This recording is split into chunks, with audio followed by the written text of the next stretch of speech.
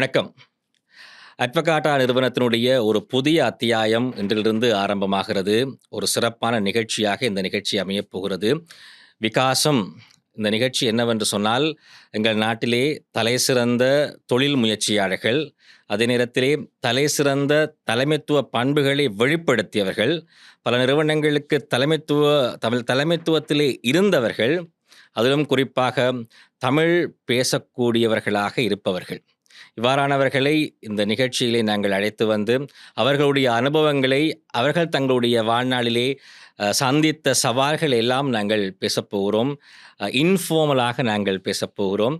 அந்த அனுபவங்கள் நிச்சயமாகவே எங்களுடைய பார்வையாளர்களுக்கு ஒரு பாடமாக இருக்கும். அந்த வகையிலே இன்றைய நிகழ்ச்சியிலே முதலாவதாக அங்குரார்ப்பணம் செய்கின்ற இந்த நிகழ்ச்சியிலே ஒரு சிறப்பு அதிதியை அழைத்து வந்திருக்கிறோம். நாங்கள் எப்பொழுதுமே அண்ணாந்து பார்த்து வியந்து பார்க்கக்கூடிய ஒரு அதிதி. எங்கள் நாட்டினுடைய வங்கி துறையிலே, வங்கித்துறை வரலாற்றிலே 3 வங்கிகளுக்கு பிரதம நிறைவேற்று அதிகாரியாக இருந்த ஒருவர். அதே நேரத்திலே இலங்கையினுடைய சிறந்த வங்கியாளர் என்ற ஒரு பெருமையையும் பெற்ற ஒருவர்.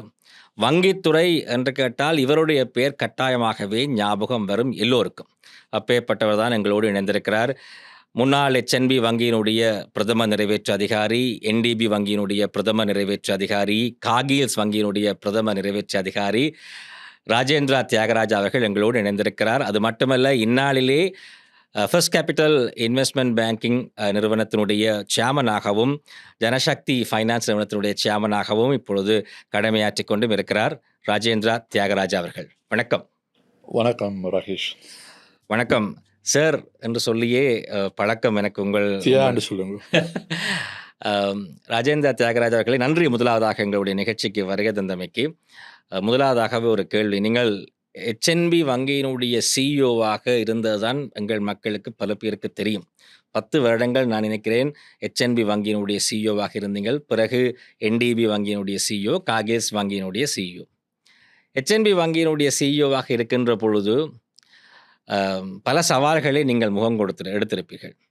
உங்களுக்கு முதலாவதாக நினைவுக்கு வரக்கூடிய ஒரு மிக முக்கியமான சவால் அந்த காலத்திலே நீங்கள் எதிர்நோக்கியது என்று சொன்னால் எதை சொல்லுவீர்கள்? என்னுடைய 9.5 வருஷம் சிஇஓ 2 பார்ட்ஸ் இருந்துச்சு. ஒன்று 2004 9 வரைக்கும் யுத்தம் நடக்கிற காலத்தில், மற்றது யுத்தம் முடிஞ்ச பிறகு 2013 வரைக்கும். இப்போ அந்த முதல் பாட்டை பார்க்க போனால், அந்த யுத்த சூழ்நிலையிலே வட பிராந்தியத்திலும் கிழ பிராந்தியத்திலையும் வர்த்தகத்தை குறைக்காமல் அதை கண்டினியூ பண்ணுறதுக்கு தான் இருந்த பிக்கஸ்ட் சேலஞ்ச். அண்ட் உண்மையாக பார்க்க போனால் pre 2009 biggest challenge would be நாட்டில் 2 ஆண்டுகள் தேவை 2 கவர்மெண்ட்ஸ். அந்த 2 கவர்மெண்ட்ஸுக்குள்ளாலே one was official, one was unofficial. அந்த 2 துருவங்கள்லேயும் to steer the bank was probably the biggest challenge. இப்போ இருக்கிற இந்த peaceful environment, I don't think any CEO will have to go through that, which I went through at that stage. நீங்கள் சொன்னீர்கள் 2 அரசாங்கங்கள், ஒன்று formal, ஒன்று இன்ஃபார்மல். இப்போ அந்த நேரத்திலே HNB வங்கி இன்ஃபார்மல் அரசாங்கம் இருந்த, அதாவது நாங்கள் சொல்லப்போனால் விடுதலை புலிகள் ஆட்சி செய்த அந்த பிராந்தியங்களிலே HNB வங்கி இருக்கவில்லை தானே? இருக்கவில்லை. ஆனால் கொழும்பிலிருந்து யாழ்ப்பாணத்துக்கு போய்க்க அந்த காலத்தில் பிளேன்ஸ் இருக்கையில்லை. ஸோ நான் வட பிராந்தியத்துக்கு ட்ராவல் பண்ணிக்க ரோட்டில் தான் போகிறது. It is to take me 8-9 மணித்தியாலம். ஸோ அந்த ஜேர்னியில் I had to go past the informal area as well, and to be able to manage the 2 situations. And அந்த சேலஞ்சால் நான் வளர்ச்சியை குறைக்கல. பிகாஸ் நான் கொழும்பிலிருந்து வட பிராந்தியத்தை நான் சூப்பர்வைஸ் பண்ண இல்லை. I actually went into the field.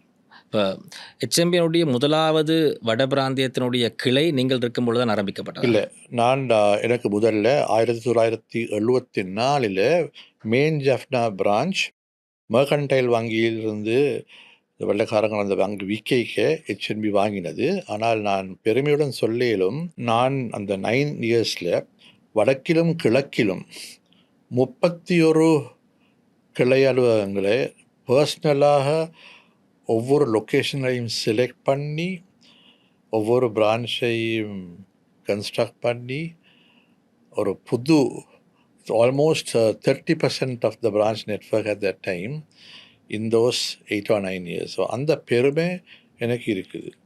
இது ரிமோட் கண்ட்ரோல் இல்லை, பர்சனலாக ஒவ்வொரு லொக்கேஷன்லேயும் போயிட்டு இந்த only way you can do that is road life you go. I'll give you an example. Mallavi 2009 யுத்தம் முடியக்க நேராக போய்க்க somebody from government said இப்படி நீங்கள் வன்னி பாஸ் பண்ணி போய்க்க ஏன்னா எனக்குள்ள இடது பக்கத்தில் damage there is a whole area near Kilinochchi Mallavi என்ற ஒரு இடம் இருக்குன்னு. So one day I was driving அந்த A9 நைட்டு டிரைவருக்கு சொன்னேன் இப்படி ஒரு இடம் ஒன்று இருக்குது நிப்பாட்டு திரும்புவோம். உள்ளுக்கு போய்க்கே கம்ப்ளீட் ஃப்ளாட். ஏண்டா யுத்தம் நடக்க the entire village was flat, buildings ஒன்றும் இருக்கே. All I saw was a farmer. ஒரு farmer was doing some construction work. I got down. நான் இறங்கிட்டு கேட்டேன் இது என்ன நடக்குதுண்டு. ஒரு பில்டிங் இப்போ திருப்பி கட்டுறாரு. இங்கே ஒரு பில்டிங் அடுக்கையில் என்ன நடக்குது, கமத்துவம் ரைட். ஸோ ஐ செட் இந்த கமத்துவம் இப்போ திருப்பி தொடங்க போகுது, எனக்கு ஒரு இந்த கம்யூனிட்டிக்கு ஒரு முன்னேற்றத்துக்கு பகிர்ந்து கொள்றதுக்கு ஒரு இடம் வேணுமெண்டு. ஸோ ஹீ செட் இது மட்டும்தான் இருக்குது. ஸோ ஐ செட் நான் ஹெட் ஆஃபீஸில் போயிட்டு அப்ரூவ் எடுக்கிறதுக்கு இப்போ நான் கை கொடுக்குறேன், எனக்கு 10 வருஷத்துக்கு கொடுக்குறீங்களா? ஹீ செட் சரி தம்பி கொடுக்குறேன். நான் இந்த அப்ரூவல்ஸ் எல்லாம் பிறகு தான் எடுத்தது, அங்கே போயிட்டு கை கொடுத்தது within 8 months I started the Malawi branch. And I must say Kilinochchi இந்த யுத்தம் முடிந்து போய்க்க it's completely flat. I think we were proud. பெருமை இருக்குது. முதல் தொடங்கின வங்கிகளை ஒரு 40 foot கண்டெய்னரில் ஏர் கண்டிஷன் ஃபேன் ஒன்றும் இல்லாமல் ஒரு CSI சர்ச் கிரவுண்ட்ஸில் the priest gave us the land. ஒரு 40 foot கண்டெய்னரை கொழும்புலேருந்து போயிட்டு அப்படி தான் பேங்கிங் தொடங்கினது பொதுமக்களுக்கு to give them an opportunity. So அந்த பெருமை இருக்குது. மிஸ்டர் ராஜேந்தர் தியாகராஜ் அவர்களே, இப்போ HNBயில் 9 வருடம் நீங்கள் கடமையாற்றினீர்கள். NDBயில் கிட்டத்தட்ட 5 வருடங்கள், 5 வருடங்கள். காகில்ஸ் வங்கியிலே 4 வருடம், கிட்டத்தட்ட 20 வருடங்கள் அன்னளவாக நீங்கள் சிஇஓவாகவே இருந்திருக்கிறீர்கள். இந்த 3 வங்கியில் எந்த வங்கியிலே நீங்கள் சிஇஓவாக கடமையாற்றுகின்ற பொழுது உண்மையாகவே சந்தோஷப்பட்டீர்கள்? நாட்டின் அபிவிருத்திக்கும் பொதுமக்களுக்கும் அந்த வளர்ச்சிக்கு எனக்கு கொடுத்த அந்த வாய்ப்பு ஹட்டன் நேஷ்னல் பேங்க், அதை நான் மறக்க இயலாது. நான் முதல்ல 10 வருஷம் குவாலிஃபை பண்ணி இங்கிலாண்டில் இருக்க JP மோகன் இது நான் 1992 திருப்பி வந்தேன். வரைக்க த ஃபர்ஸ்ட் ஆப்பர்ச்சுனிட்டி, முதல் வாய்ப்பு ஸ்ரீலங்காவில் கிடைச்சது ஹட்டன் நேஷ்னல் பேங்க். அதை நான் மறக்கிறாது. 92ஆம் ஆண்டு இல்லை 92 நான் வரைக்கும் ஒரு ஃப்ரெஞ்ச் பேங்க்கோடு தான் தொடர்பு கொண்டிருந்தது, இண்டோ ஸ்விஸ் அண்டு. அந்த வங்கி 4 வருஷத்தில் 96ஆம் ஆண்டில் அந்த மத்திய வங்கி பாம்பு அட்டாக்கில் கம்ப்ளீட்லி வைப் அவுட் பண்ணி சாம்பலாக போச்சு. ஸோ ஆஃப்டர் 1 year ஃப்ரெஞ்ச் அவங்கள் இதை விற்க வேணும் என்று சொல்லி HNB அந்த வங்கி சின்ன வங்கியை வாங்கி நான் திருப்பி போகாமல் ஐ டுக் அ டிசிஷன். நான் என்னை யாரும் இங்கேருந்து அனுப்ப மாட்டாங்க, நான் இங்கே இருக்க போகிறேன் என்று. இப்போ அன்று தொடங்கிய பயணம் தான் HNBயில் தொடர்ச்சியாக 2013ஆம் ஆண்டு வரை சென்றது. அண்ட் அந்த 9-10 வருஷம் இல்லை 16 வருஷம் எனக்கு ஒரு ஸ்ரீலங்காவை இன்னும் ஒரு டிஃப்ரெண்ட் பேர் ஆஃப் ஐஸால் பார்க்குறதுக்கு ஒரு வாய்ப்பு கிடைச்சிருக்கு. எல்லாட்டி அந்த ஃபாரின் வங்கியில் கொழும்பு 7லேயும் கொழும்பு 3லேயும் தான் நான் கோல்ஃப் கிளப்பில் போய்ட்டு கோல்ஃப் அடித்து கூட இருந்திருப்பேன். ஆனால் இந்த வாய்ப்பு எனக்கு உண்மையாக ஸ்ரீலங்காவோட நேரத்துக்கு HNB வாங்கி தான் அதுக்கான அந்த ஒரு அந்த நன்றியை நான் மறக்கலாது. அப்படி நீங்கள் சொல்லும் பொழுது மிஸ்டர் ராஜேந்திர தியாகராஜா அவர்களே, பொதுவாக ஒரு இண்டஸ்ட்ரியிலே ஒரு டாக், ஒரு 2013ஆம் ஆண்டு உங்களுடைய ராஜினாமா ஒரு சடுதியாக எடுத்த ஒரு முடிவாக இருக்கிறது. வங்கி ஊழியர்கள் யாருக்கும் தெரியாது. நேற்றைய தினம் நீங்கள் நன்றாக பேசினீர்கள். இன்றைய தினம் ஐ ஆம் ரிசைனிங் என்ற ஒரு மெமோ வருகிறது என்று ஒரு கதை. அதுக்கு பிறகு பார்த்தால் மிஸ்டர் ராஜேந்திர தியாகராஜா விலகிறார் என்றவுடனும் பங்குச் சந்தையிலே HNBயினுடைய பங்குகள் எல்லாம் சரிய ஆரம்பித்தது.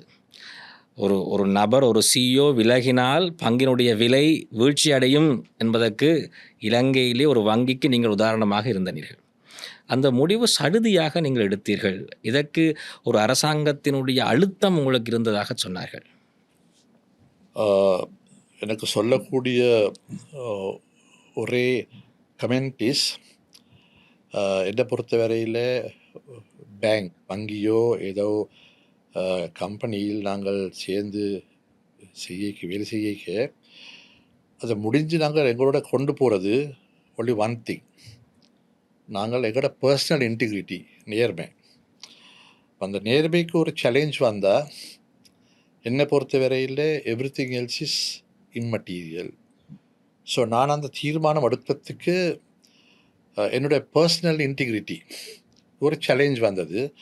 அதனால் அந்த சூழ்நிலையில் எனக்கு கண்டினியூ பண்ணுறதுக்கு ஒரு காரணம் இருக்கே இல்லை. இன்னும் எத்தனை வருடம் இருந்திருக்கலாம்? 6 வருஷம் இருந்திருக்கலாம். 6 வருஷம் 54 1 year before due date, I could have gone up to 60, but I took a personal decision. Integrity, personal integrity. அப்படி இருக்கும் பொழுது அடுத்ததாக நீங்கள் இணைந்து கொண்டது NDB. அசோக் பத்ரகே உங்களை அழைத்து நீங்கள் தான் CEOவாக வர வேண்டும் என்று ஒரு விண்ணப்பத்தை வைத்தார் என்று சொல்லிக் கொள்கிறார்கள். என்ன நடந்தது? Actually, no, it was Ashok Patrage and then chairman Hemaka Amarasuriya, singer company in the highly respected. And NDB ஒரு different type of challenge, ஒரு mid-size bank கொண்டு very well compliance, very well structured company. ஆனால் அந்த acceleration, அந்த வளர்ச்சிக்கு இன்னும் எவ்வளவோ வாய்ப்பு இருந்தது அந்த காலத்தில். ஸோ எனக்கு இருந்த எக்ஸைட்மெண்ட், ஒரு நல்ல வடிவான ஒரு பட்டி சிமெண்ட் மாதிரி அமைச்சிருந்தது. அந்த பட்டிக்குள்ளே போயிட்டு அதை எவ்வளவுத்துக்கு தள்ளிடுமோ அந்த எக்ஸைட்மெண்ட் தான் சேலஞ்சாக இருந்துச்சு. அண்ட் இன் தோஸ் 4 years நான் நினைக்கிறேன் அந்த பேலன்ஸ் ஷீட்டை more than double. I did that. I stepped down after 4 years. அதுக்கு மெயின் காரணம் என்னென்னா, we had an opportunity. இந்த mergers என்று சொல்கிறது 2 வங்கிகளை ஒன்றாக இணைச்சு ஒரு பெரிய வங்கியாக செய்கிறதுக்கு ஒரு வாய்ப்பு கிடைஞ்சிருது. இந்த DFCC என்று இன்னும் ஒரு அபிவிருத்தி வங்கியோட ஒன்று சேர்த்து 2 ஒன்றுக்கு கொண்டு போகிறதுக்கு வாய்ப்பு இருந்துச்சு. அந்த நேரத்தில் உள்ள சென்ட்ரல் பேங்க் கவர்னர் நிவா கப்ரால் மர்ஜர்ஸை வந்து அதிகமாக ப்ரமோட் பண்ணினார். முழு சப்போர்ட்டும் கொடுத்தது. நாங்கள் அந்த பயணத்தில் நான் நினைக்கிறேன் 190% மேலாக வேலையும் செய்தது. ஆனால் நான் நினைக்கிறேன் 2015 இந்த புது கவர்மெண்ட் வரைக்க இந்த பாலிசி மாறி அந்த ப்ரீவியஸ் கவர்மெண்ட் இதை செய்தது ஒரு அழுத்தம் மாதிரி செய்தது அதை நிப்பாட்டிட்டாங்க. ஸோ என்னை பொறுத்த வரையில் என்னுடைய எனர்ஜியை பயன்படுத்துறதுக்கு I did see an opportunity. So அதை கண்டினியூ பண்ணுறதுக்கு ஐ ஒரு சேலரி எடுத்துக்கொண்டு என்ன செய்தது. So then only I got this opportunity.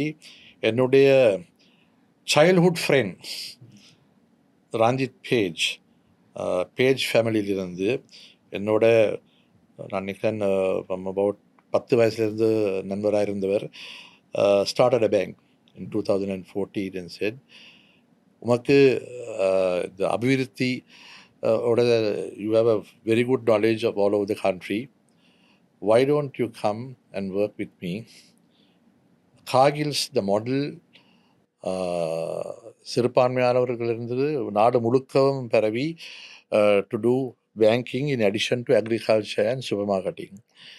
Why don't we do ஒரு சூப்பர் மார்க்கெட்டுக்கு ஊடாக அந்த நெட்வொர்க்கு கூடாக பொதுமக்களுக்கு பேங்கிங் சர்வீஸை கொடுக்கறதுக்கு ஒரு புது புது ஆர்வம், புது ஒரு ஐடியா ஒன்று செய்கிறதுக்கு why don't you do that? அந்த நேரத்தில் ஐயோட மாடல் இது நாங்கள் சும்மா கற்பனை செய்து வர இல்லை. இதே மாடல் கனடாவில் there was already an existing model. The largest supermarket chain in Canada had a bank inside all the branches. PC Financial Services என்ற ஒரு மாடல் ஒன்று இருந்துச்சு. இப்போ அதே மாடலில் நாங்கள் ஸ்ரீலங்காவுக்கு கார்கில்ஸ் வங்கியினூடாக நாங்கள் கொண்டு வந்தோம்.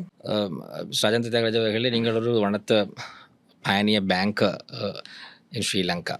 அப்படி பார்க்கும் பொழுது உங்களுக்கு ஒரு ரோல் மாடல், இப்போ நீங்கள் ஒரு பேங்கிங் இண்டஸ்ட்ரியில் இருக்கிற பொழுது எனக்கு இவரை மாதிரி வர வேணும், இவர் தான் என்னுடைய ரோல் மாடல், அதாவது இவர் தான் என்னுடைய இன்ஃப்ளூயன்சர் என்று சொல்கிற மாதிரி யாரேனும் ஒருவர் இருந்தார்களா?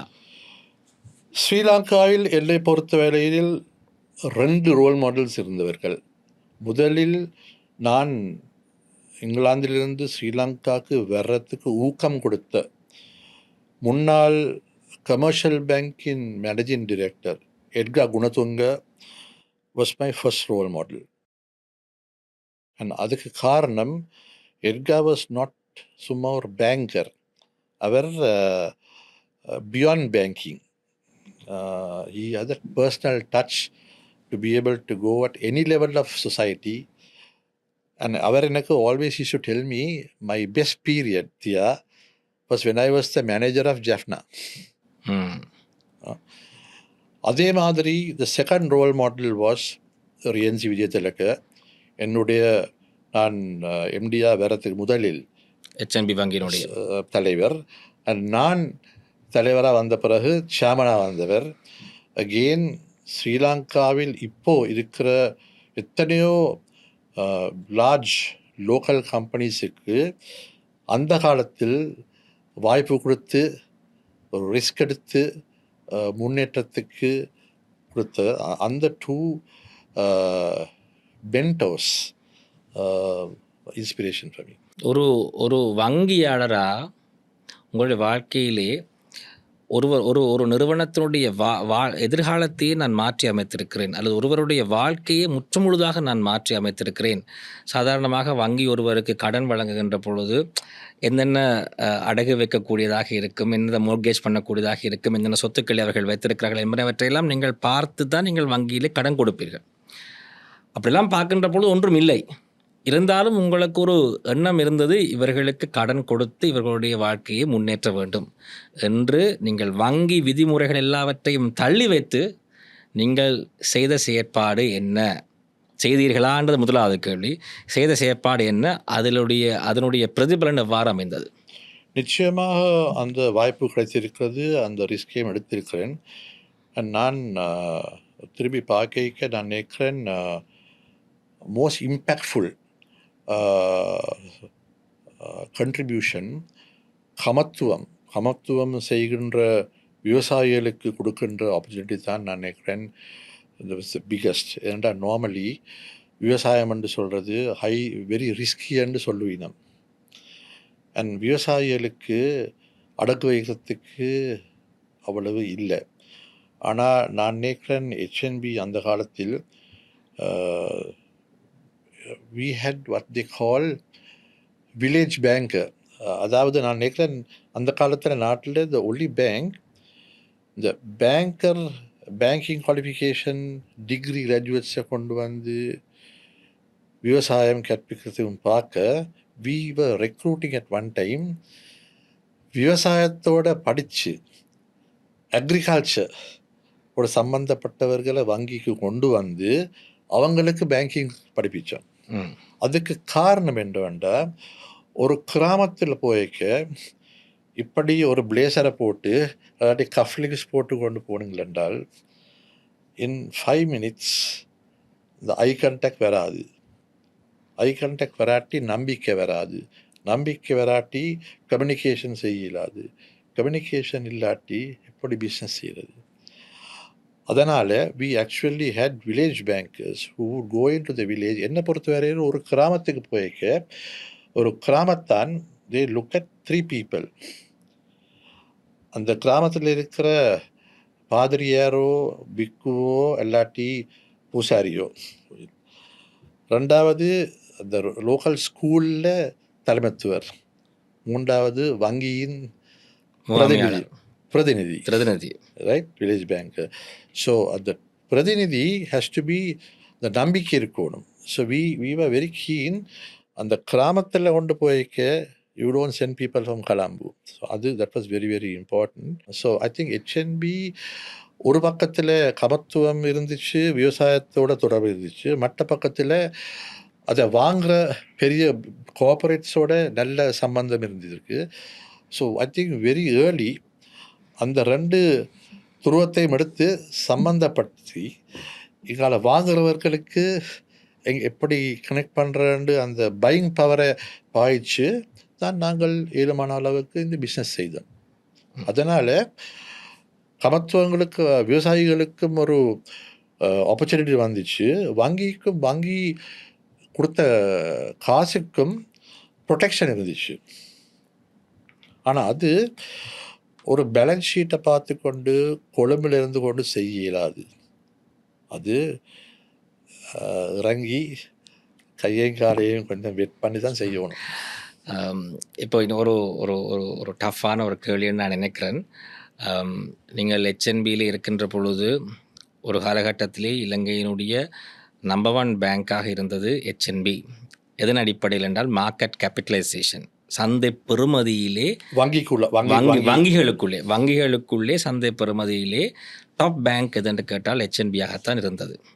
இப்பொழுது டாப் பேங்க் எதென்று கேட்டால் இப்பொழுது சந்தை பெறுமதியிலே கமர்ஷியல் வங்கி.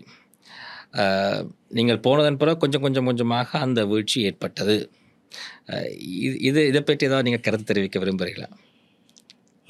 என்னை பொறுத்தவரையில் நான் வங்கியை நடத்திக்க இது ஒரு தனி மனிதனின் ஊக்கம் இல்லை. என்னோட இருந்த டீம் வாஸ் வெரி க்ளோஸ். இந்த முழு டீமுக்கும் ஒரே ஊக்கம், ஒரே நோக்கம் இருந்துச்சு. அதனால்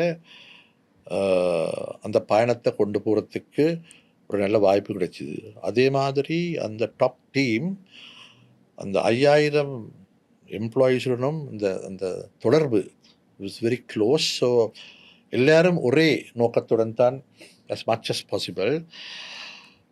நான் வங்கியிலிருந்து போன பிறகு அந்த வங்கியை பற்றி கமெண்ட் பண்ணுறது நான் நினைக்கிறது சரி. ஆனால் என்னை பொறுத்த வரையில் இப்போ எனக்கு பிறகு 2 தலைவர் வந்திருக்கணும். என்னுடைய பெருமை, நான் வெளியால் இருந்து அதே வங்கியை பார்த்து இந்த வங்கி நான் இருந்த காலத்தை விட என்றும் நல்லா நடக்குதுன்னு அதை பார்க்கறதுக்கு தான் எனக்கு சந்தோஷமே ஒழிய வேறு ஒன்றும் இல்லை. அதுதான் ராஜேந்திர தியாகராஜா அவர்கள் ஒரு வங்கியிலிருந்து வெளியே போனதன் பிறகு அந்த வங்கி வளர்ச்சி அடைவதை பார்த்து தான் உண்மையான ஒரு தலைவர் பெருமைப்படுவார். சரி, இப்போ உங்களோட ஒரு பிஸ்னஸ் சைடு அல்லது உங்களுடைய பேங்கிங் சைடு நாங்கள் ஒரு பக்கம் தள்ளி வைத்துவிட்டு ராஜேந்திர தியாகராஜா அவர்களுடைய தனிப்பட்ட வாழ்க்கையை கொஞ்சம் தெரிந்து கொள்வோம். உங்களுடைய பின்னணி, உங்களுடைய அப்பா அம்மா, பிள்ளைகள், மனைவி, ஒரு சுருக்கமாக அந்த விளக்கத்தை கொடுங்களேன். பூர்வீகம் யாழ்ப்பாணம், மானிப்பாய். வளர்ந்தது கொழும்பில், படித்தது ராயல் காலேஜ். என்னை பொறுத்தவரையில் பல்கலைக்கழகத்துக்கு போகக்கூடிய அவ்வளோத்துக்கு படிக்கையில் அந்த காலத்தில். அதனாலே A-levels முடிஞ்ச பிறகு அக்கௌண்டன்சி தான் செய்தது. சார்ட்டர்ட் அக்கௌண்டண்டாக குவாலிஃபை பண்ணி very early started life very early in banking. When to இங்கிலாண்டுக்கு போயிட்டு ஒரு டாப் 3 பிஸ்னஸ் ஸ்கூல்ஸில் ஒரு MBA செய்கிறதுக்கு வாய்ப்பு கிடைச்சிது. வாழ்க்கை துணைவியை சந்தித்ததுக்கும் 22 வயசில் என்னை விட எவ்வளவோ படித்து குவாலிஃபை பண்ணவர், qualified engineer, PhD computer science. அவங்களோட பேர் ஷாமணி விஸ்வநாதன் தியாகராஜா. 2 girls, 2 daughters. 2 பேரும் யூனிவர்சிட்டி காலேஜ் லண்டனில் படித்து, ஒன்று youngest daughter also went to Oxford and did water science. She's a water specialist. Our specialty Kudanatal, groundwater focus. They both currently live with the UK and work. ஆனால் அவர்கள் பிறந்தது இங்கிலாந்தில், வளர்ந்தது university வரைக்கும் ஸ்ரீலங்காவில். அதனால் ஸ்ரீலங்காவோட என்றும் இந்த தொடர்பு இஸ் வெரி வெரி ஸ்ட்ராங். இப்போ உங்களுடைய மனைவி ஷாமினி விஸ்வநாதன், இப்போ மிஸ் தியாகராஜா, ஷாமினி தியாகராஜா. இப்போ சில நேரங்களில் யோசித்தது இல்லை, சொன்ன உங்களும் பார்க்க படித்தவங்க, எவ்வளோ பிரைட். இப்போ அவங்க உங்களை மாதிரி ஒரு தலைமைத்துவ பண்பில் தலைமைத்துவராக இருந்திருக்க வேண்டும், சிஇஓவாக இருந்திருந்திருக்கலாம் நீங்கள் சொன்னது போல். ஆனால் அவங்க அதை செய்யலையா? முதலாம் பிள்ளை பிறகு ஸ்ரீலங்காவுக்கு வந்தது. இப்போ 2 பேரும் நாங்கள் இங்கிலாந்தில் வேலை செய்யிக்க, அவவும் என்ன மாதிரி நேஷ்னல் வெஸ்ட்மினிஸ்டர் பேங்க், இங்கிலாண்டில் இருந்த லார்ஜஸ்ட் பேங்கில் கம்ப்யூட்டர் டிபார்ட்மெண்ட்டில் she was doing a very good job. Probably she would have gone higher than me. ஆனால் நான் இந்த ஸ்ரீலங்காவுக்கு வரணுமெண்டு இந்த ஆர்வம் அடைக்க என்னை கொஸ்டின் பண்ணாமல் உமக்கு அங்கே போகணுமெண்டா சரி நான் உங்களோட வர்றேன்னு அந்த நேரம் வந்து யுத்தம் நடந்து கொண்டிருக்கின்ற ஒரு காலகட்டம், 1992. இலங்கையிலிருந்து எல்லாரும் பிரித்தானியாவுக்கு சென்ற காலகட்டம். ஆனால் பிரித்தானியாவிலிருந்து இலங்கைக்கு வந்தீர்கள் நீங்கள். நான் இப்போவும் அவர் கேட்குறது, நீர் ஏன் அப்படி வந்தீரண்டு. சரி உமக்கு அங்கே போகிறதுக்கு ஆர்வம் இருந்துச்சு, உண்மை சப்போர்ட் பண்ணி நான் வந்தேன். அண்ட் தென் இந்த பிள்ளைகள் பிறகு அவங்க ஏஜ் டிஃபரன்ஸ் இஸ் 4 years 2 பேருக்கும் இடையில். 2ஆம் பிள்ளை வரைக்கும் ஷி டோல் மீ இந்த வர்த்தக கரியர் 2 பேருக்கும் செய்ய இயலாது. நாங்கள் 2 பேரும் செய்ய போனால் பிள்ளைகள் வில் சஃபர்.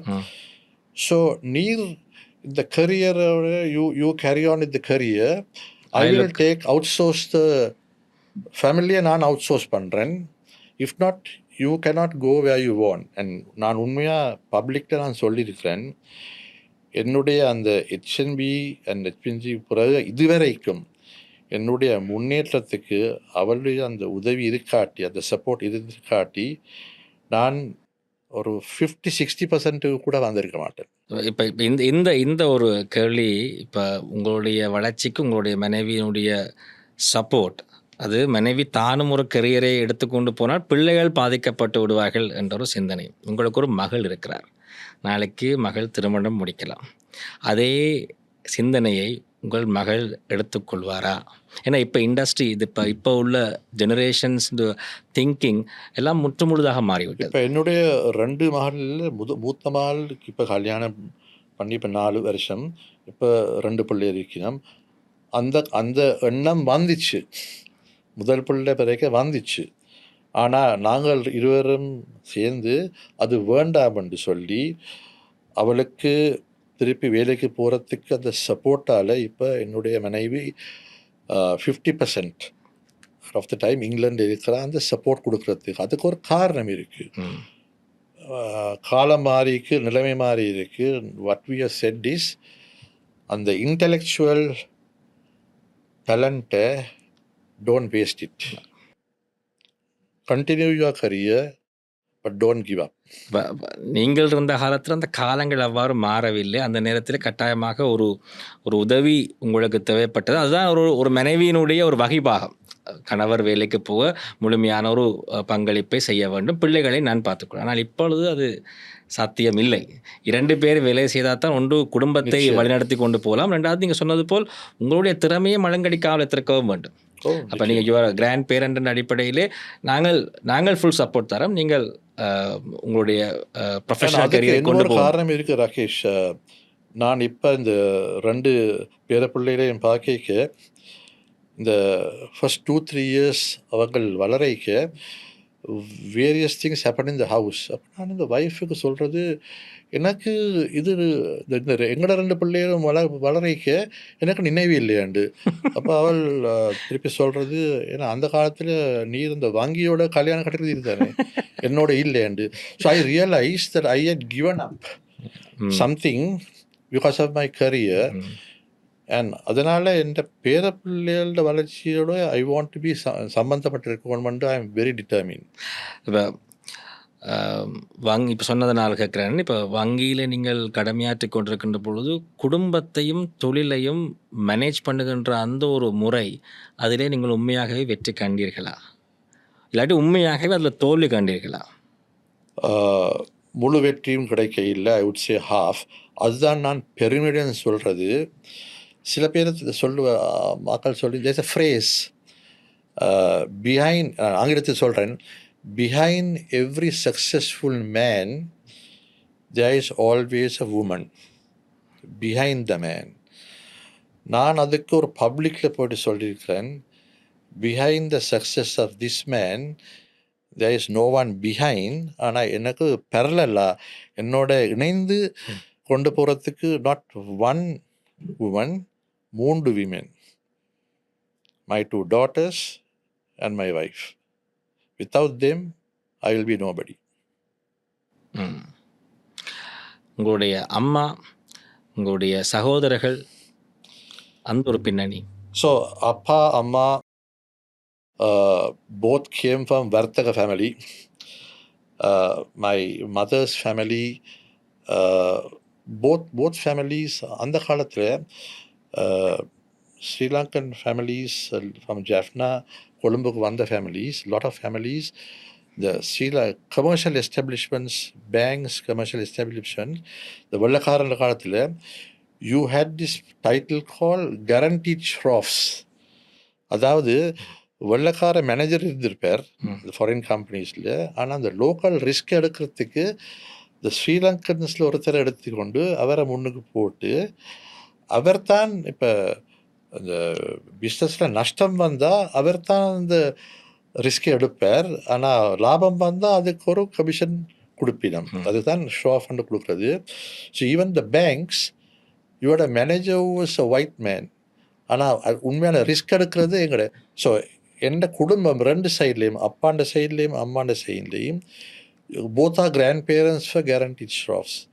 என்னுடைய பார்ட்னர் அப்பாண்ட சைட்லேருந்து the old Delmege Forsyth was the guarantee shop for a long time. என்னுடைய அம்மாண்ட சைடில் grandfather was the guarantee shop for Bosanquet and Scrine, which is now a part of John Keels, right? So they were all in that business, and the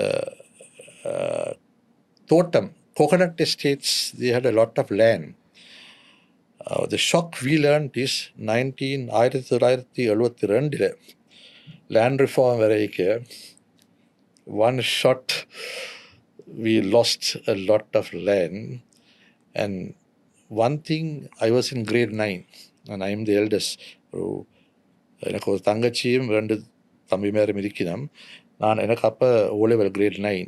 அந்த ஷாக்கோட எங்களுக்கு நாங்கள் listen என்னண்டா, எவ்வளவு இருந்தாலும் இந்த படிப்பு, எஜுகேஷன் இஸ் ஸோ இம்பார்ட்டன்ட். ஏனண்டா wealth வெறும் வெல்த் போகும், ஆனால் அந்த foundation you must have. That's why அந்த இன்வெஸ்ட்மெண்ட் இன் எஜுகேஷன் என்று சொல்கிறது, there is no substitute to that. 1983 எங்கள் நாட்டில் இடம்பெற்ற மிக கொடூரமான இனப்படுகொலை இடம்பெற்ற ஒரு வருடம். அந்த அந்த பிரச்சனைக்குள்ளே நீங்கள் ஏதாவது வகையிலே பாதிக்கப்பட்டீர்களா? அந்த பிரச்சனை நடக்க, அந்த பிரச்சனை தொடங்கினது நாங்கள் கல்யாணம் கட்டி 7 நாளைக்கு பிறகு. நான் கல்யாணம் கட்டினது ஜூலை 15ஆம் தேதி. இது தொடங்கியது நான் நினைக்கிறேன் 23. பிரச்சனை இல்லை, ஆனால் we were right in the middle of that in Colombo. ஆனால் அந்த நேரத்தில் நாங்கள் இருவரும் கல்யாணம் கட்டத்தில் ஸ்ரீலங்காவுக்கு வந்து, I was going back to do my masters in England. என்னுடைய wife was doing a PhD. இப்போ நாங்கள் 2 பேரும் திருப்பி போகிறதுக்கு we had plans, but we were going to come back after 1 year. So we had to go back for studies. ஆனால் அந்த பிரச்சனை explore பண்ணிக்க திருப்பி வர்றதுக்கு அந்த சூழ்நிலை was not conducive. So for another 10 years we continued to live and work in England. ஆனால் அந்த experience for the balance 30-40 years எங்களுக்கு ஒரு சாலிட் ஃபவுண்டேஷனை கொடுத்தது. ஆனால் அங்கே நாங்கள் இந்த 10 இயர்ஸில் இருந்தாலும் the mind and soul was always in Sri Lanka. Mister Rajendra Thiyagarajah அவர்களை 2009ஆம் ஆண்டு 2008ஆம் ஆண்டு நினைக்கிறேன், நான் பல்கலைக்கழகத்தில் படிக்கின்ற காலகட்டத்திலே பல்கலைக்கழக நிகழ்ச்சி ஒன்றுக்காக, கலை விழா ஒன்றுக்காக நிதி பெற்றுக்கொள்ள வேண்டும் என்பதற்காகவும், அந்த நிகழ்ச்சிக்கு ஒரு பிரதம அதிதியாக அழைக்க வேண்டும் என்பதற்காகவும் நேரடியாக சென்று என்னுடைய சீனியர்ஸோடு சென்று பார்த்திருந்தேன். அந்த நேரத்திலே நீறு பூத்த நெற்றியோடு ஒரு பிரம்மாண்டமான மிகப்பெரிய ஒரு வங்கி, அந்த நேரத்தில் HNB வங்கி என்றால் பல வங்கிகள் அந்த நேரத்திலே பெரிய வங்கிகளாக இருக்கவில்லை. HNB வங்கி என்று சொன்னால் அது ஒரு தனித்துவமான ஒரு வங்கி. அந்த வங்கியினுடைய ஒரு நான் நினைக்கிறேன் 28th fluoro 14th floor 22nd floor, அதிலே ஒரு மிகப்பெரிய ஒரு அறை. அது அந்த அந்த நேரத்திலே பார்க்கின்ற பொழுது வியப்பான ஒரு இடம். அந்த இடத்திலே விபூதி பூசி வெள்ளை உடுப்போடு இருந்தீர்கள். இந்த விபூதி பூசுகின்ற பழக்கம் தொடர்ச்சியாக இருந்தது. ஏன் நான் கேட்கிறேன் என்றால், யுத்தம் இருந்த காலத்தில் நாங்கள் போட்ட விபூதியை அழித்து விட்டு வெளியே செல்லுவோம் என்றால் பயம். அந்த நேரத்தில் ஒரு பெரிய வங்கியிலே பல ஆயிரத்துக்கணக்கான மக்கள் வேலை செய்கின்ற இடத்திலே, அதுவும் சிங்கள மக்கள் அதிகமாக வேலை செய்கின்ற இடத்திலே விபூதி அணிந்து சென்றது ஒரு வியப்பாக இருந்தது. என்னை பொறுத்தவரையில் நான் அவ்வளவு ஒரு வருஷத்துக்கு நான் நினைக்கிறேன் ஒரு 3-4 முறை தான் கோயிலுக்கு போகிறது. ஆனால் ஒவ்வொரு காலம் எழுமின உடனே குளிச்சுட்டு எனக்கு சாமிக்காரர் இருக்குது வீட்டில் போய்ட்டு கும்பிடுறது. ஏன்னா ஒவ்வொரு நாளும் இது விபூதி பூசுறது. அதுக்கு ஒரு காரணம். என்னுடைய ஃபிலாசபி என்னென்னா, இந்து மதத்தில் அணைக்கிற எங்களுக்கு நாங்கள் இந்த உலகத்துக்கு வர்றது ஒன்றும் இல்லாமல், என்னத்தை அரவணைத்தாலும் நாங்கள் புகைக்க எங்களை புதைக்கிற இல்லை, எரிக்கிறது. அதனால் அந்த சாம்பல் கூட 6 அடி கூட எங்களுக்கு இல்லை. அதனால் நான் ஒவ்வொரு நாளும் இது புடைக்க I remind myself, don't crave for wealth. அது வெறும் போகலாம், டோன்ட். பிள்ளைகளுக்கு ஒவ்வொரு நாளும் நான் சொல்கிறது, திங்க் ஆஃப் திஸ். அதை when you do this, you will be more and more humble. And if you are humble, செல்வம் வரலாம், செல்வம் போகலாம், you will be yourself. ஒரு ராஜேந்திர தியாகராஜா அவர்கள் ஒரு கடைநிலை ஊழியரோடும் சகஜமாக பழகுவார். அதாவது இப்பொழுது அந்த வங்கியிலே சேர்ந்த ஒரு ஊழியரோடும் மிக சகஜமாக பழகுவார். டிரெக்டர்ஸோடும் மிக சகஜமாக பழகுவார். வேறுபாடு பார்க்க மாட்டார். சில நேரங்களிலே இது உங்களை பற்றி கேள்விப்பட்டது, ஒரு ஒரு ஒரு சில நேரங்களில் எந்த தொழில் செய்பவராக இருந்தாலும் அந்த தொழிலுடைய முக்கியத்துவத்தை சிந்திக்காமல் தொழில் செய்பவருடைய முக்கியத்துவத்தை மட்டும் சிந்தித்து அவரோடு பழகுவீர்கள் என்று. அந்த ஒரு நெட்வொர்க்கிங் ராஜேந்திர தியாகராஜாவுக்கு எப்பொழுதுமே இருக்கிறது. அவரோடு பேசினால் அந்த வங்கியிலே வேலை செய்ய வேணுன்ற ஆசை கட்டாயம் வரும். ரிசைன் பண்ண வேணுமென்ற ஒரு எம்ப்ளாயி போகும்பொழுது பேசினால் ரிசிக்னேஷனை எடுத்து வைத்து விடுவாராம். இந்த மாதிரியெல்லாம் உங்களை பற்றி உங்களை பின்பற்றிய பல ஊழியர்கள் சொல்லியிருக்கிறார்கள். ஸோ ஐ கிவ் யூ அது இஸ் பை நேச்சர். ஆனால் ஐ பிலீவ் ஒரு ஒரு ஒரு 5000 ஊழியர் இருக்கிற ஒரு ஆர்கனைசேஷனில் அந்த பர்சனல் டச் இல்லாட்டி முன்னேற்றம் நடக்காது. And I will give you an ஒரு சின்ன ஒரு உதாரணம் ஒன்று கொடுக்குறேன். நான் நினைக்கிறேன் இட் வாஸ் 2004 நான் தலைவராக நியமிக்கப்படுறதுக்கு ஒரு 3-4 மாதத்துக்கு முதல்ல ஒரு ரைட்ஸ் இஷ்யூன்னு சொல்கிற ஒரு உரிமை பங்கு வழங்கல் ஒரு எக்ஸசைஸ் ஒன்று தொடங்கிச்சு. அந்த காலத்தில் HNB இந்த growth there were some challenges. So கொழும்பில் இந்த ரைட்ஸ் இஷ்யூக்கு அந்த எடுக்கிற வாய்ப்பு மெனி பீப்புள் இன் கொலம்பு வேண்டாம் என்று they were rejecting it. And I still remember நான் யாழ்ப்பாணத்துக்கு ரோட்டில் with some of my team members போய்க்க வவுனியா பாஸ் பண்ணி Vavuniya branch we stopped in Vavuniya branch to have breakfast. And என்னுடன் இருந்த இந்த AGM 2-3 AGM இந்த ஸ்டாஃபோட எல்லாரும் கேட்க நான் I went back and there was a security guard, Tamil நாள். So I started to talk to the security guard and said, இங்கே இந்த வங்கியில் எவ்வளவு பேர் இங்கே வவனியா டவுன்ல இருந்து இருக்கிறோம், ஐயா ஒரு டைப்பிஸ்ட் மட்டும்தான் ஐயா, மற்ற எல்லாரும் திங்கக்கிழமை வந்து வெள்ளிக்கிழமை போயிடும். Fine. Then you are saying அங்கே என்ன நடக்குது? ஸோ ஐ வாஸ் சேயிங், இப்படி ஒரு இஷ்யூ ஒன்று இருக்குது, உங்களுக்கு விளங்காது, இப்படி ஒரு இஷ்யூ ஒன்று இருக்குது இந்த கொழும்பில். நாங்கள் இந்த Rights issue. அதுக்கு அவ்வளவு ஆர்வம் இல்லை. ஸோ தென் அப்போ அவர் சொன்னார், ஐயா என்னுடைய 22 வயசு பிள்ளை மகன் இப்போ வங்கியை சேர்ந்துருக்கிறார், இப்போ இதனால் அவருக்கு ஏதாவது பாதிப்பு வருமா? ஸோ ஐ செட், இப்படிப்பட்ட ஒரு இஷ்யூ ஒன்று சக்ஸஸ் ஆகாட்டி எங்கள் வங்கியின் முன்னேற்றத்துக்கு ஒரு சேலஞ்ச் இருக்கும். அப்படி ஒரு முன்னேற்றத்திற்கு சேலஞ்ச் இருந்துச்சுன்னா எங்கள் எல்லாருக்கும் பிரச்சனை இருக்க வேண்டும். ஸோ நான் யாழ்ப்பாணத்துக்கு போயிட்டு then I started to see ஒரு 1-2 weeks one by one Vavuniya வங்கியிலிருந்து applications were coming in. And I was wondering, கொழும்புல ரிஜெக்ட் பண்ணுற இதுக்கெல்லாம் வவனியாவிலிருந்து வருது. And then I went back to the manager and said, இது எப்படி நடக்குது? He said, இல்லை அவர் செக்யூரிட்டி ஆஃபீஸர் தான் கொண்டு வர்றார். And then I realized, அவர் அங்கே 20 இயர்ஸுக்கு மேலே அந்த வங்கியோட இந்த செக்யூரிட்டி ஹஸ் பீன் தேர். அந்த மகனை பற்றி நான் சொல்கிறேன், அவரோட கதை கேட்க எவ்வளவு ஜூனியராக செக்யூரிட்டியாக இருந்தாலும் இட் ஹிட் ஹிம். அப்போ அவரே கம்யூனிட்டிக்கு போயிட்டு அந்த கம்யூனிட்டியோட போயிட்டு he was canvassing for the bank. So you can see on the communication, that personal touch, it's not only here. If you go down here, எங்கேருந்து என்ன வருமோ தெரியாது.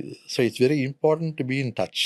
கிட்டத்தட்ட ஒரு more than 40 years, 40 வருஷத்துக்கு மேலாக வங்கித்துறையிலே இருந்திருப்பீர்கள்.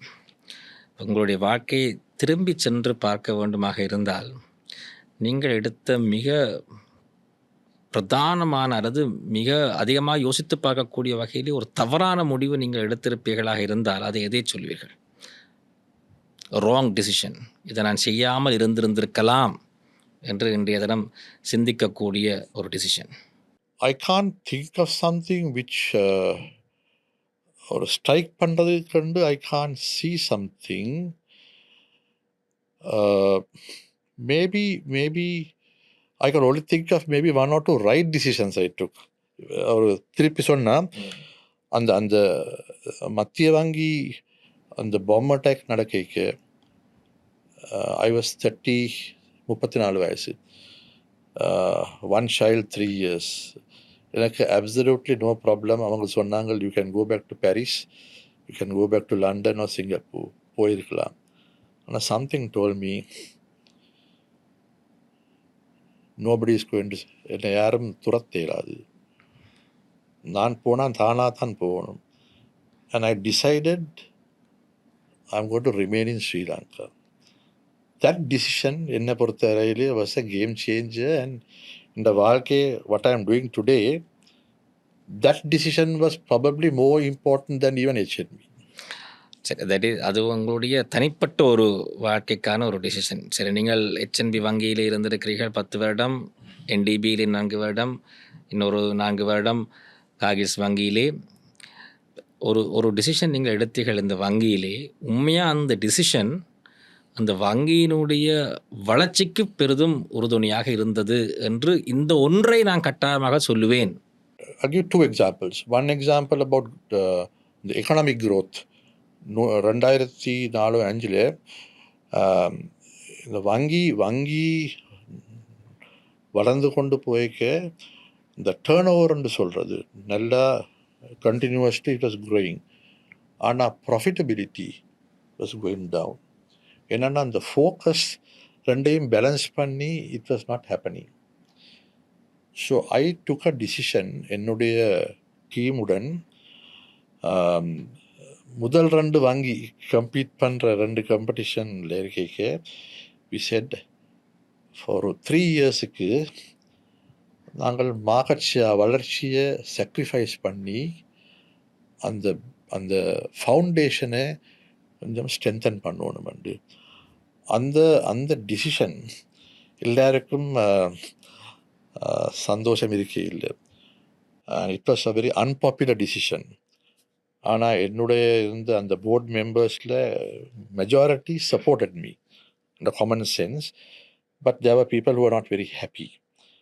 ஆனால் என்னை பொறுத்த வரையில் I think that was the big difference. இல்லைண்டா அது நடந்து கொண்டிருக்கிற மாதிரி if it had continued we would have seen அந்த வங்கியின் வீழ்ச்சி we would have started to see. So I think that was a very important decision. And if I give one other decision we took, this is mainly for வடபிராந்தியம். இந்த யுத்தம் நடந்து கொண்டிருக்க 2008-9 முடியைக்கு யாழ்ப்பாணத்துக்கு ஒரு நல்ல அந்த காலத்தில் 122% of the profits and turnovers coming from the வடபிராந்தியம். ஆனால் the quality of the premises and the facilities யாழ்ப்பாணத்துக்கு கண்டு there was hardly anything. So we took a decision, ஒரு டிசிஷன் எடுத்தோம், ஒரு நைஸ் ஹெட்குவார்ட்டர்ஸ், ரீஜனல் ஹெட்குவார்ட்டர்ஸ் வந்து செய்யணும் வந்து. அதை எவ்வளவோ பேர் அந்த காலத்தில் யுத்தம் இப்போ தான் முடிஞ்சிருக்குது இப்போ செய்யணுமாண்டு. But we took a decision. என்னை பொறுத்த வரையில் இது இன்றைக்கு சமுதாயத்துக்கு கண்டு இல்லை, இது அடுத்த சமுதாயத்துக்கும் அண்ட் ஆல்சோ புலம்பெயர்ந்து போயிருக்கிறார்களுக்கும் when they come back, let us build something which will stand the test of time. And இப்போ அந்த மெட்ரோ பில்டிங்களை எங்கள் பார்த்தீங்களா, it was we got the design from an architect from Jaffna, Shyam Kumar Das, Nallur Kandasamy Goyal trustee. The reason we chose him was on the design must blend with the Kudanadu Makkal. So on the building பார்த்தீங்களா, he did it like an ஆச்சார வீடு. It was designed just like an ஆச்சார வீடு. And today if I look back 13-14 years, it is still probably the most architecturally designed branch and stands everywhere. So I think, and the board supported me on the to think 10 years ahead and do that on the courage. இரண்டு கேள்வி மட்டும்தான் இருக்கிறது mister Thiyagaraja அவர்களே. HNB tower கொழும்பிலே கட்டப்படுகின்ற பொழுது, கட்டி முடித்ததன் பிறகு நினைக்கிறேன் ரியன்சி விஜயதிலக காலத்தில் ஆரம்பிக்கப்பட்டது. நீங்கள் அவர் முடித்ததும் அவருடைய காலத்தில் தான் 2002. ஆனால் அந்த நேரத்திலே எல்லோரும் அதை மிக பிழையான ஒரு முடிவு எடுத்து விட்டார். இது HNB வங்கியினுடைய சரிவுக்கு வழிவகுக்கப் போகிறது, இது ஒரு ஒயிட் எலிஃபண்ட் என்று அதிகமாக சரமாரியாக சொன்னார்கள். ஆனால் இப்பொழுது பார்த்தால் பல பேர் சொல்லுவார்கள், one of the best decision HNB அந்த நேரத்தில் எடுத்தது இந்த மாபெரும் டவரை கட்டியது தான் என்று. நிச்சயமாக. அண்ட் அந்த டிசிஷனை எடுக்க அதுக்கு தலைமைத்துவம் கொடுத்தது எனக்கு முன்னால் இருந்த CEO அண்ட் என்னுடைய chairman Rienzie விஜயதிலக.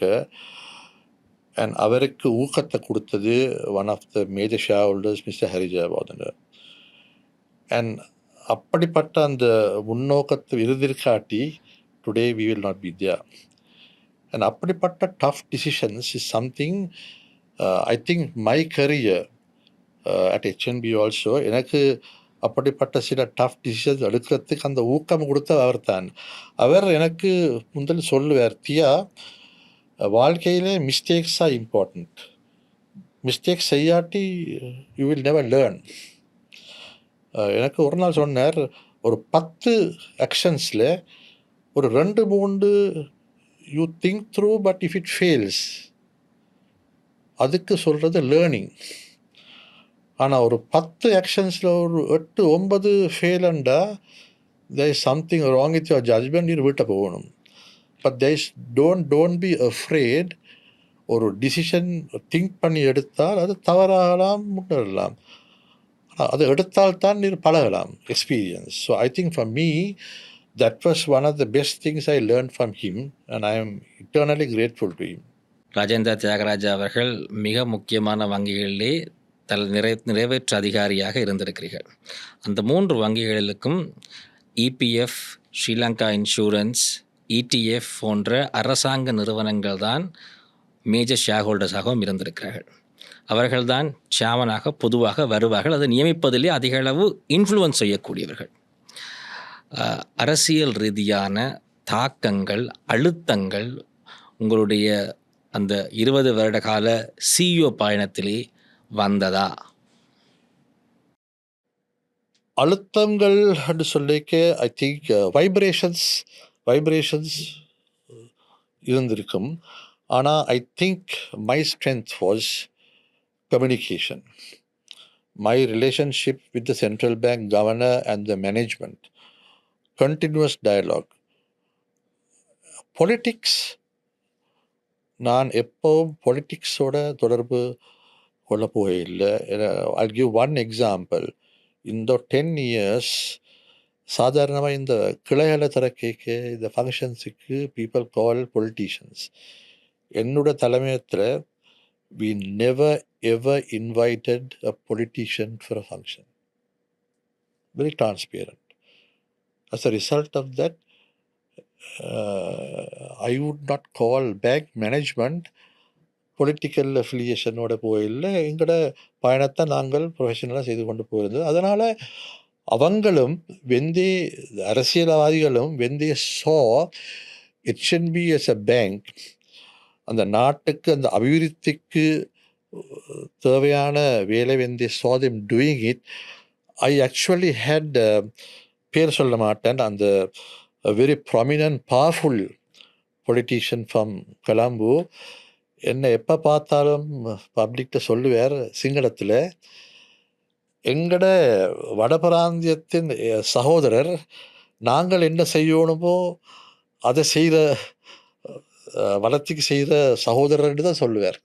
So when you do that sort of thing, அந்த இம்பேக்டை க்ரியேட் பண்ணிக்க அவங்களேன் இன்டர்ஃபியர் பண்ணுவான். So you just do what you are doing. Central bank கவர்னராக வர வேண்டும் என்பது பொதுவாகவே ஒவ்வொருவருக்கும் இருக்கக்கூடிய ஒரு ஆசையாக இருக்கும், அல்லது அந்த துறை சார்ந்த அனுபவம் உடையவர்களுக்கு ஒரு இலக்காகவும் இருக்கும். நீங்கள் ஒரு இலங்கை நாட்டினுடைய மிக முக்கியமான ஒரு வங்கியாளர். எந்த சந்தர்ப்பத்திலேயாவது சென்ட்ரல் பேங்க் கவர்னராக வர வேண்டும் என்ற எண்ணம் வந்திருக்கிறதா? அழைப்பு விடுக்கப்பட்டிருக்கிறதா? நிச்சயமாக எனக்கு அந்த ஆர்வம் இல்லை. அதுக்கு ஒரு காரணம் இருக்குது. ஒரு ப்ரைவேட் கமர்ஷியல் பேங்க் ரன் பண்ணுறதுக்கும் ஒரு நாட்டின் மத்திய வங்கியை நடத்துறதுக்கும் there's a complete difference. And I think we must know எங்கள் ஸ்ட்ரென்த் என்ன, எங்களுக்கு நாங்கள் கை வைக்க நாங்கள் என்ன பூர்த்தி செய்யலாம்னு தெரியணும். தெரியாததுக்கு போயிட்டு, because this is not about us, நாட்டின் கம்ப்ளீட் விதி is dependent on the central bank. I had no aspirations. பேசிக்கொண்டே இருக்கலாம் திரு ராஜேந்திர தியாகராஜா அவர்களே.